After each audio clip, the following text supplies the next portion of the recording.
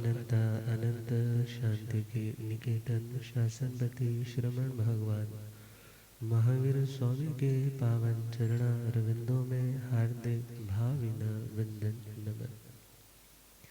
मेरे अंधेरे जीवन को रोशनी प्रदान करने वाले परम उपकारी आगम ज्ञान के भंडार आगम ज्ञाता आगम पुरुष जिन शास्त्र रतन हिमाचल केसरी उपाध्याय भगवंत श्रद्धेय गुरुदेव श्री जितेंद्र मुनि जी महाराज साहब के पावन चरण कमलों में हार्दिक भावभीनी वंदन नमन। पाठ पर शोभायमान तपस्विरतन सेवा भावी श्री प्रभु मुनि जी महाराज साहब के चरणों में भावभीनी वंदन नमन। आदरणीय सेवा भावी मधुर वक्ता श्री मुदित मुनि जी महाराज, धर्म सभा में उपस्थित धर्मानुरागियों, सुशीलवती माताओं एवं बहनों, असीम पुण्योदय से भाग्योदय से आप सबको संतों का समागम और वीतरागवाणी श्रवण करने का पावन सुअवसर मिल रहा है।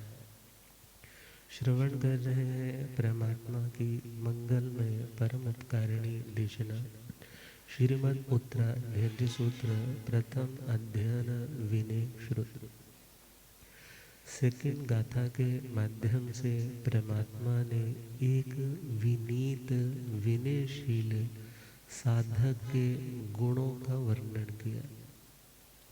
यदि उसके अंदर यह एलिजिबिलिटीज है, क्वालिटीज है, योग्यताएं है, तो ऐसा योग्य पात्र जो कुछ भी प्राप्त करेगा उसको संभालेगा और उसको बढ़ाने वाला, बांटने वाला बनेगा। खुद तरने वाला औरों को तारने वाला बन पाएगा। आनंद सकरे गुरुण मोह वायकार इंगिया घर संपन्ने सेविणे आना नींद से करे। बहुत सी बातें ऐसी हैं जो हम परमात्मा के श्री वचनों के प्रकाश में सुनते हैं, वो हमें देखने को मिल जाती है, मगर बहुत से तत्व, बहुत से पदार्थ, बहुत सी चीज़ें ऐसी हैं जो हमारे इन चक्षुओं का या हमारी इंद्रियों का विषय नहीं बन पाते। तो उन सत्तावान पदार्थों की अस्तित्व को मानने का नाम है। जो पदार्थ आज्ञाग्राह्य है उन्हें आज्ञा के स्वरूप से मानना। अब धर्मास्तिकाय है, अधर्मास्तिकाय है, आकाशास्तिकाय है, काल है, पुद्गलास्तिकाय, तो फिर भी जो अनंत प्रदेशी स्कंद है वो दृष्टि में बादर रूप में आ जाते हैं। मगर स्वर्ग है, नरक है, कर्म है, कर्म का फल है, कर्म का बंध है, कर्म की निर्जरा है। अब बहुत से कह देते हैं महाराज जी पता तो लगना चाहिए ना, इतने कर्म घट गए, इतने कर्म बाकी है, मगर उनकी सत्ता है, उनका अस्तित्व है। अब सूक्ष्म पांच सूक्ष्म है, वो हमारी दृष्टि का विषय नहीं है। अब यदि कंद मूल इत्यादि है, अनंत जीवी है, तो अनंत जीवी है तो वो आज्ञाग्राह्य है। हम उसको किसी साइंटिफिकली लैबोरेटरी में उसको ऐसे प्रूव नहीं कर पाएंगे। अर्थात जो बातें आज्ञा से ग्राह्य है, मीन्स जो अनंत ज्ञानी, अनंत दर्शी आत्माओं ने अपने केवल ज्ञान, संपूर्ण ज्ञान के प्रकाश में जिन चीज़ों को देखा, उनके प्रति कोई उंगली नहीं उठानी। नहीं समझ में आता है, हमारी बौद्धिक क्षमता में कमजोरी है, समझाने वाला नहीं मिल रहा है, हमारे पुण्य में कमजोरी है, मगर परमात्मा की बातों में कोई कमजोरी, कोई कमी नहीं है। तो आज्ञा और निर्देश, निर्देश अर्थात आगमों की ही बातों से अविरुद्ध जो गुरुओं के शास्त्रीय वचन है उसका नाम निर्देश है। और उन्हें जो मानने वाला है, जानने वाला है और उसके अनुरूप अपनाने वाले को अपनाता है, त्यागने योग्य को त्यागने का प्रयास पुरुषार्थ करता है, उसे कहा है आना नी देश करे। गुरुण मुव्व वाया कार्य, जो गुरुओं की संधि, जो गुरुओं के संगति में रह करके खुद के गुणों को निहारने का, खुद को पहचानने का और खुद को खुदा तक जोड़ने का या खुद में खुदा को प्रकट करने का प्रयास करने के लिए गुरुओं की संगति में रहता है, उसे कहा है गुरुणम मुव वाया कार्य। इंगियागार संपन्ने, जो इंगित सूक्ष्म इशारों को और आकार अर्थात स्थूल बुद्धि वाला, मोटी बुद्धि वाला भी व्यक्ति जिसे समझ सके, ऐसे ये करो और ये नहीं करो, ऐसे इशारों को जो समझने वाला है। वैसे तो देखें बड़ा प्राज्ञशील होगा, बीच के 22 तीर्थंकरों के, भगवंतों के काल के जो साधक रहते हैं वो ऋजु प्राज्ञ रहते हैं, मगर हाँ फिर भी प्रज्ञा अपनी जितनी है उसका उपयोग करना चाहिए कि गुरुओं को बार बार वही बात समझाने के लिए पुरुषार्थ न करना पड़े। अर्थात जो अपने बड़ों के कंफर्ट का ध्यान रखता है कि मेरे कारण वो इरिटेट ना हो, मेरे कारण बार बार उन्हें जोर ना लगाना पड़े या जोर से बोलना ना पड़े, उन्हें अपना स्वभाव छोड़ करके विभाव में जाना ना पड़े, जो इन बातों का भी ध्यान रखता है, परमात्मा कहते हैं से वीणीये ती उच्चई। ऐसे मुमुक्षु को, ऐसे साधक को विनीत कहा। विनीत ही कर्मों को अपनी आत्मा से अलग कर पाता है। तो इसी के संदर्भ में गुरुण मुव वाया कार्य, इस पंक्ति के आधार पर हम एक छोटी सी स्टोरी सुन रहे हैं। माता ने गुरुकुल से पढ़कर आए हुए बेटे को नहलाते समय अश्रु धारा के प्रवाह में भीगे हुए उस बालक को क्या कहा कि बेटा मेरी आंखों में आंसू है, उसका कारण क्या, तेरे तन पर भी जवानी आई है और ऐसी ही जवानी तेरे पिता के देह पर भी आई थी, और मैं नहीं चाहती कि तुम्हारी जवानी भी इन भोगों की अग्नि में झुलस करके राख हो जाए। तो क्या करूं, मेरे गुरु हैं, उनके श्री चरणों में जाओ। अब वो वहाँ पर पहुँचता है और गुरु दो बातें बताते हैं, एक जिंदगी को बर्बाद करने वाली और एक जिंदगी को आबाद करने वाली। तो पहला पॉइंट बताया था, विषय भोग में तन गयो, लक्ष्मी गई खान पान, आयु गई कलेश में, तीनों गए न काम।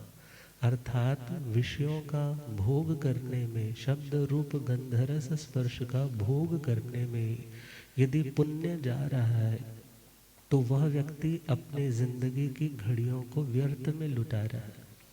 और लक्ष्मी पुण्य के कारण आई है, पैसा पुण्य के कारण आया है, मगर पुण्य से यदि तुम पाप बांध रहे हो तो क्या होने वाला है, आने वाले वक्त में आज उजाला है, कल कालीमा छोड़ करके वो दीपक जाएगा, तो आत्मा को प्रकाश देने वाला, रास्ता बताने वाला, दिखाने वाला कोई नहीं हो। और यदि आयुष्य मिली मगर लड़ने में, झगड़ने में, तीर और मीर में ही सारा जीवन व्यतीत कर दिया, उसने इन तीन मौलिक चीज़ों को प्राप्त करके भी क्या किया, गवा दिया। और अगले पॉइंट में बताया है कि इन तीन चीज़ों का सदुपयोग कैसे होता है। तप करता यौवन गयो, लक्ष्मी गई पुण्यदान, आयु गए परोपकार में, तीनों गए न जान।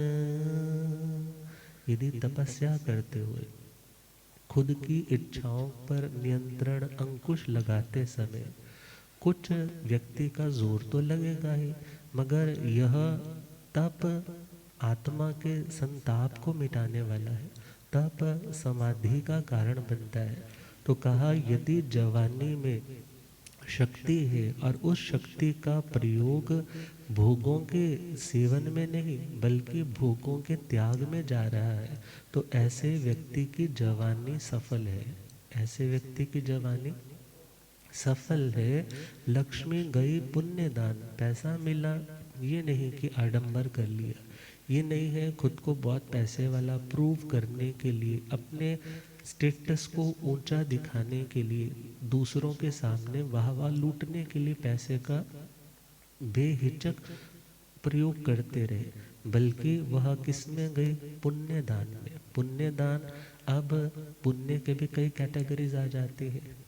अब उस पुण्य में सुपात्र दान को देना निर्जरा भी है और पुण्य भी है।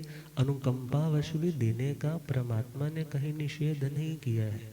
अर्थात तुम्हारे अंदर किसी व्यक्ति के दुख को, दर्द को, तकलीफ को देख करके अंदर से रूह कांप जाती है कि मेरे को इसका कष्ट निवारण करने में सहयोगी बनना चाहिए, तो वह व्यक्ति खुद थोड़े अभाव में भी रह जाएगा, मगर दूसरे व्यक्ति के दुख को दूर करने के लिए उसे प्रसन्नता होती। तो कहा यदि लक्ष्मी का, पैसे का, क्योंकि लक्ष्मी तो चंचला है ना, आज है और कल है या नहीं है, और जिसने आज इसका प्रयोग सदुपयोग कर लिया, तो कहा करते हैं पैसा लाइक करेंसी, जैसे इंडियन करेंसी अब कनाडा में नहीं ना चलेगी, अब ऐसे ही इस लोक की करेंसी पर लोक में नहीं चलेगी। पर लोक मतलब अगला जन्म। तो इस पैसे को कन्वर्ट करने के लिए कौन सा माध्यम है? उसको पुण्य के रूप में कन्वर्ट किया जाए।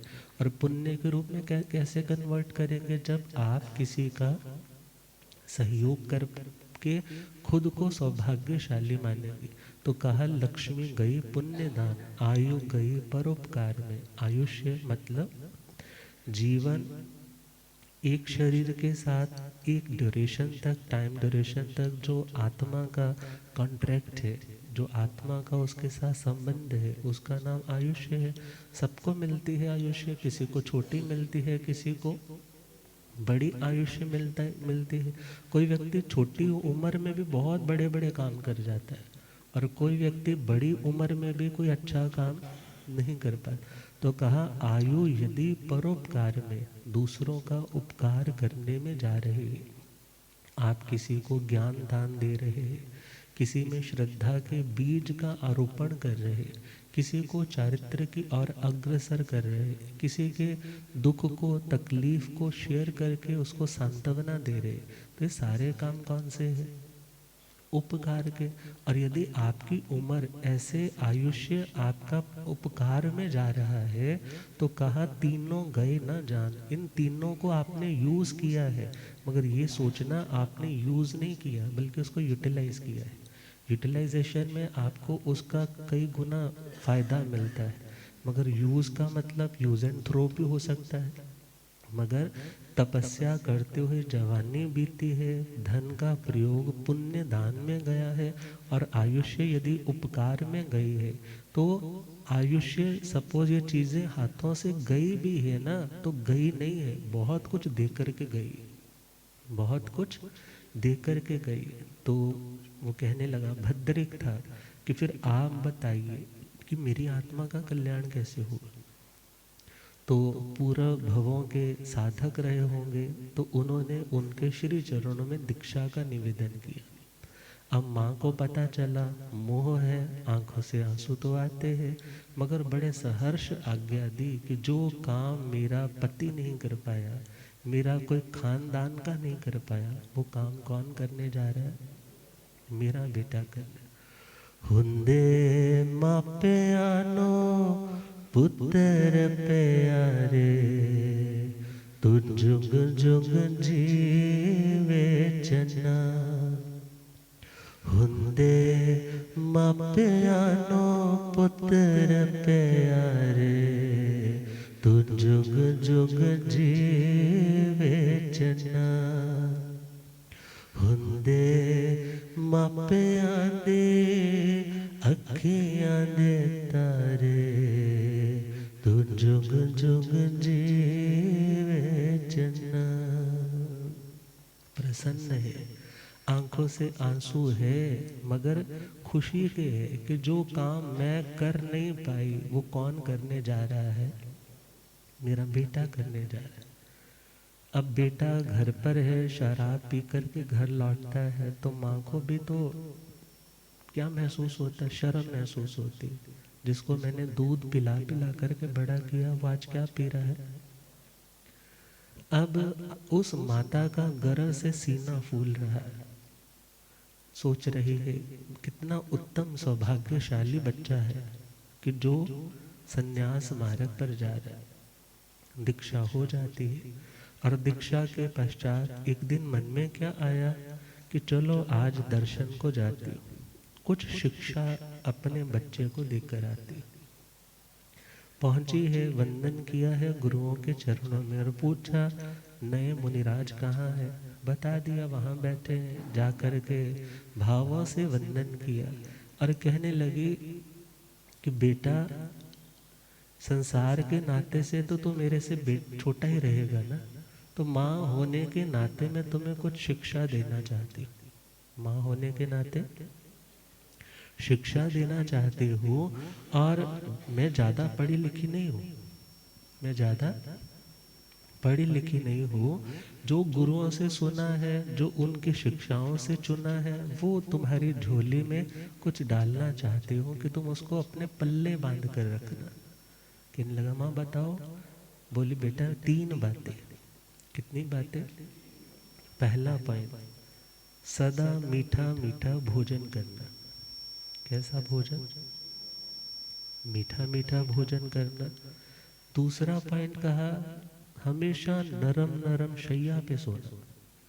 और तीसरा पॉइंट किले की 4 दीवारी के अंदर रहना। अब जैसे ही बेटे ने 1 बाय 1 पॉइंट सुने हैं तो सर चकरा गया, कहने लगा हे माँ ये ऐसी चीज़ें कहाँ साधु जीवन में पॉसिबल होती है। कभी तो गरम गरम ठंडा ठंडा क्या, गरम गरम क्या, कभी कैसा मिलता है कभी कैसा मिलता है। क्योंकि साधु के गोचरे में कभी घी घड़ा, कभी रूखा चना और कभी वो भी मना, वो भी नहीं मिलता है। अब तुम कह रही हो कि कैसा भोजन करना है? मीठा मीठा। कौन मेरे को गुड़ के रोज लड्डू बना करके देगा? कौन मेरे को हलवा बना करके देगा? कौन यहाँ पर रोज मिठाइयाँ बना करके मुझे बहराएगा? ये साधु जीवन में कहाँ पॉसिबल है।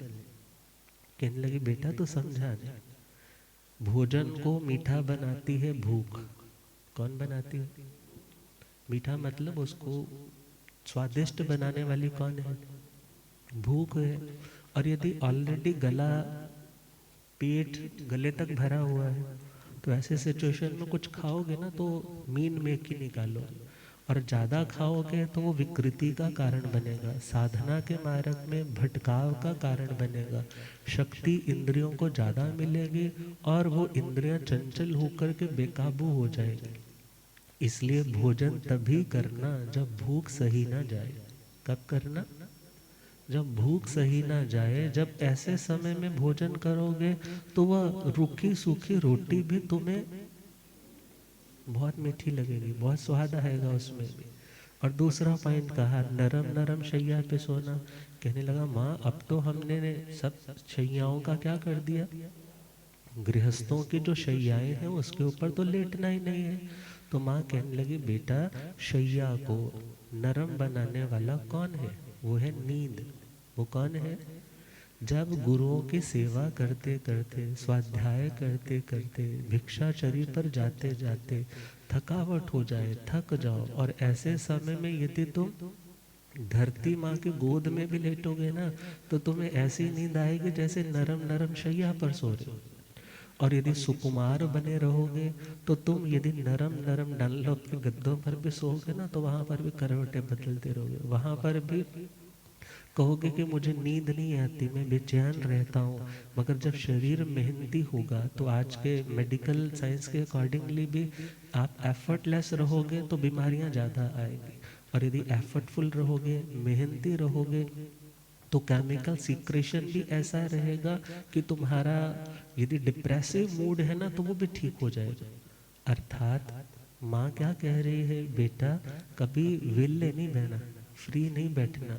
कोई ना कोई सेवा का कार्य, स्वाध्याय का कार्य करते रहना। करते रहोगे तो तुम्हारा साधना में मन लगा रहेगा। और तीसरा पॉइंट, किले की चार दीवारी के अंदर रहना। तो माँ को कह रहा है, माँ हर रोज थोड़ा ही हमें महाराजा लोग इनवाइट करेंगे कि वहाँ पर हमारे यहाँ पर रुको। कभी तो संत बड़े बड़े महलों में रुकते हैं और कभी कभी शमशानों में भी डेरे लगाने पड़ते हैं। कभी कभी वृक्ष की छाया में ही रात गुजारनी पड़ती है। तो माँ कहने लगी, चार दीवारी होती है गुरुओं की नजरें। चार दीवारी क्या होती है? गुरुओं की नजरें। अब माँ बच्चे की नजर उतारती है, क्या कहती है?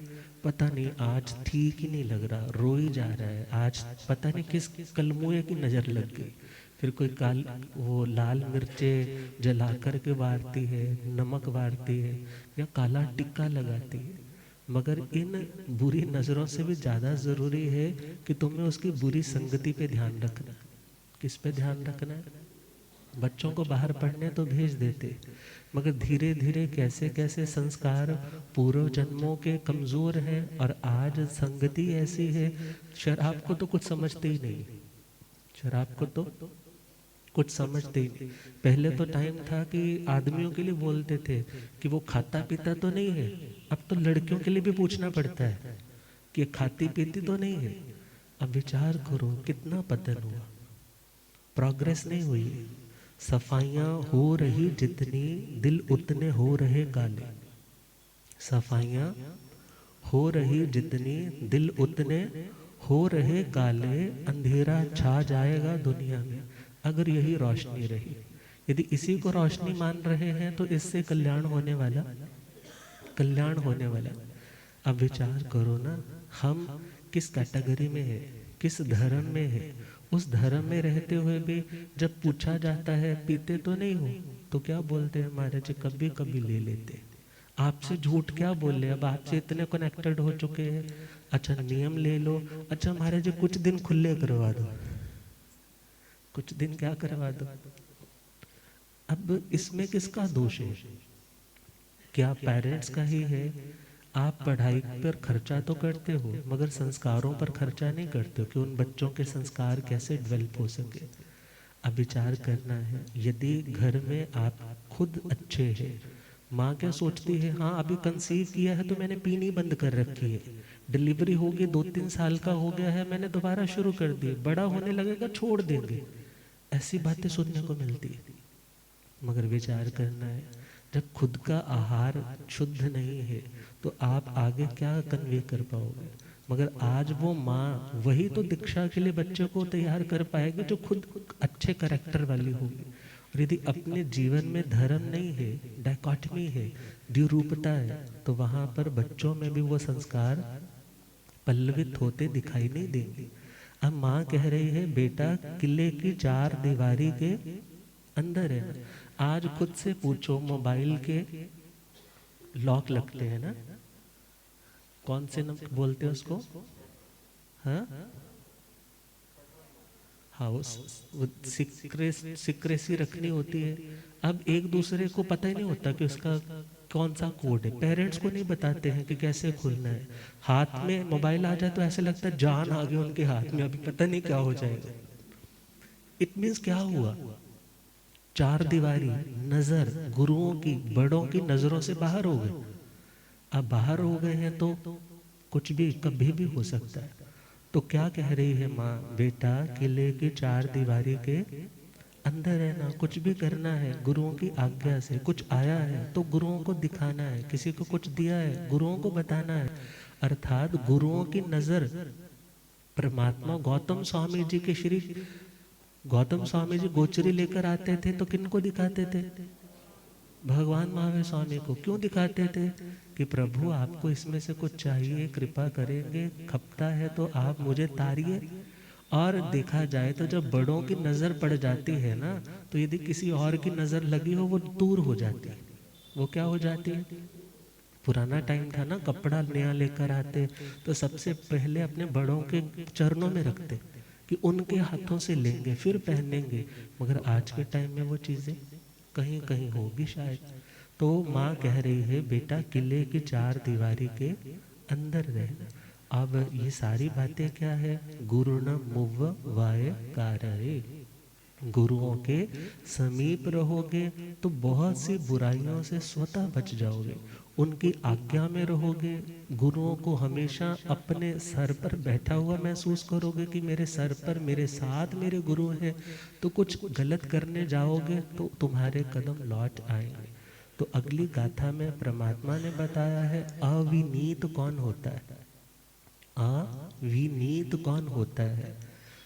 आणा निदेश करे गुरुणाम नोवाय कारय पड़े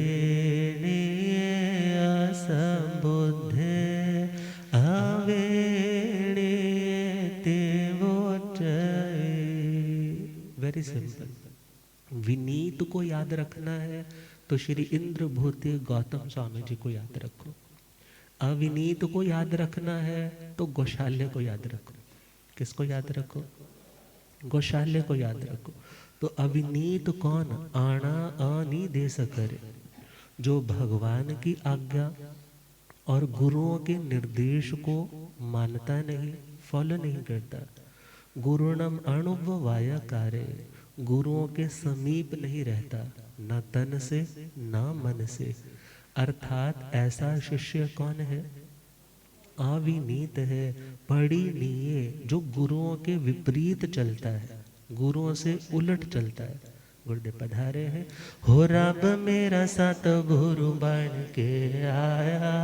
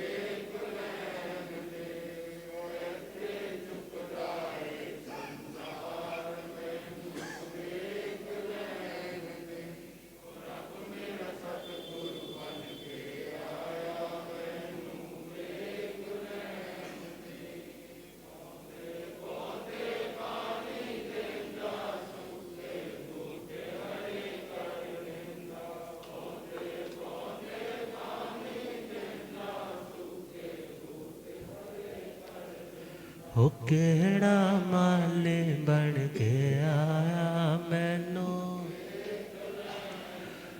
हो केड़ा माले,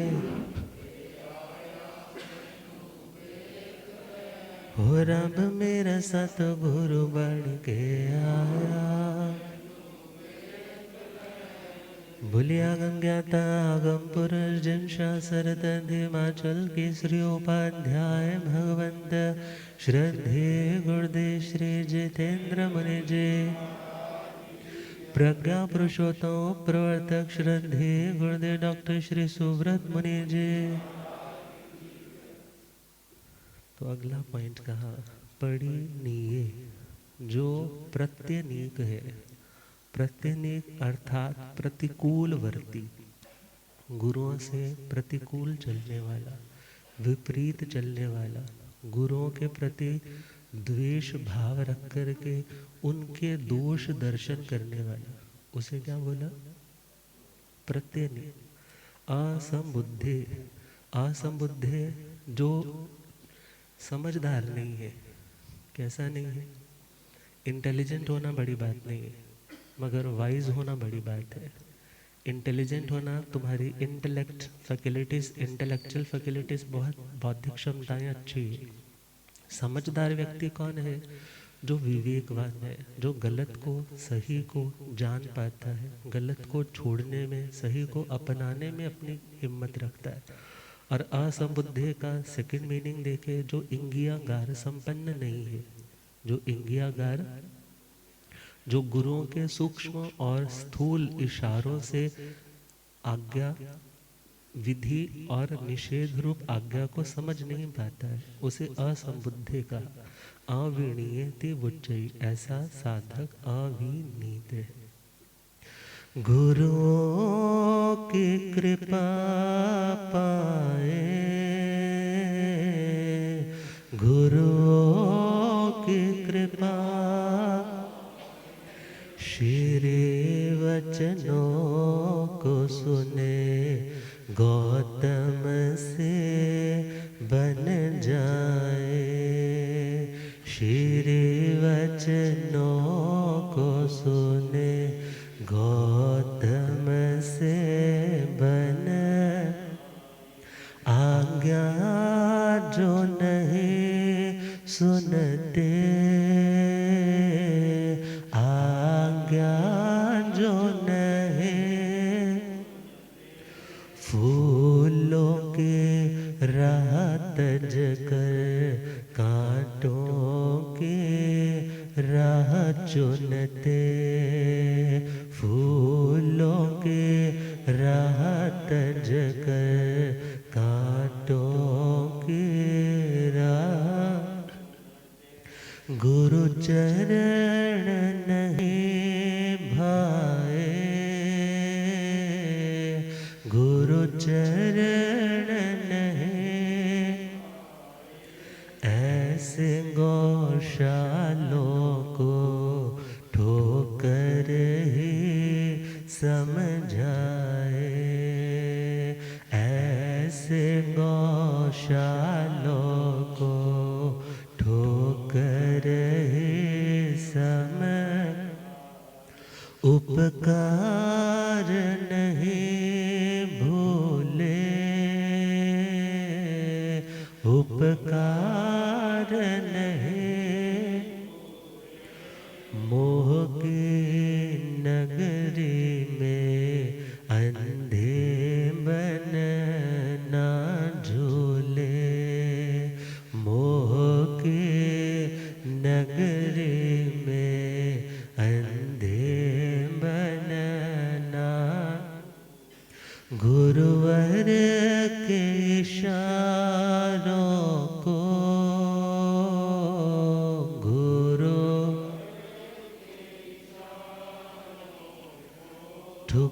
ठुकराते जो अधम पाते न किनारों को, ठुकराते जो अधम पाते न किनार, प्रभास जो पाना है,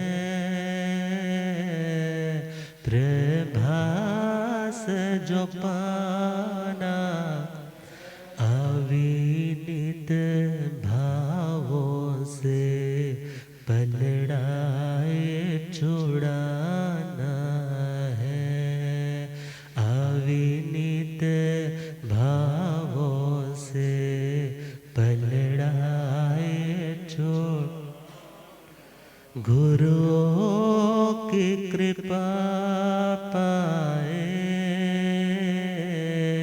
गुरुओं श्री वचनों को सुने, गौतम से बन जाए। श्री वचनों को सुने, गौतम से बन जाए। आप श्रद्धेय गुरुदेव कृपा फरमाएं इन्हीं भावनाओं के साथ। ओम।